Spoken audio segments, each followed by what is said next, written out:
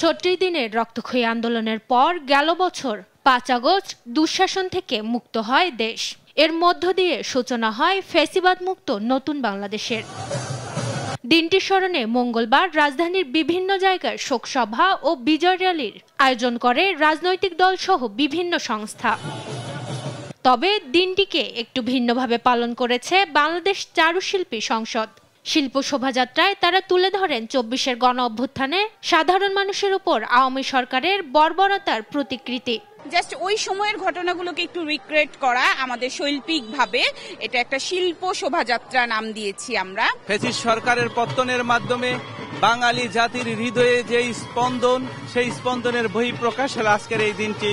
এ সময় বিদেশি প্রেসক্রিপশনে আর কখনো বাংলাদেশ চলবে না জানিয়ে বিএনপির যুগ্ম মহাসচিব হাবিবুন্নবী খান সোহেল বলেন, এখন থেকে দেশ চালাবে সাধারণ জনগণ। আমরা ঐক্যবদ্ধ, আমরা সংঘবদ্ধ এবং বাংলাদেশের মাটিতে বিদেশ থেকে ম্যানুফ্যাকচার করা কোনো পুতুল, বিদেশের তৈরি কোনো পুতুল বাংলাদেশের রাষ্ট্র ক্ষমতায় আর কখনোই বসতে পারবে না। এদেশ চালাবে এদেশের জনগণ এবং এদেশের জনগণ যেভাবে চাইবে এই দেশ সেইভাবেই চলবে। ভবিষ্যতে এদেশে যেন ফ্যাসিবাদ জেঁকে বসতে না পারে সেজন্য সবাইকে ঐক্যবদ্ধ থাকার আহ্বানও জানান তিনি। মাকদুরা মিতি, দেশ টিভি, ঢাকা।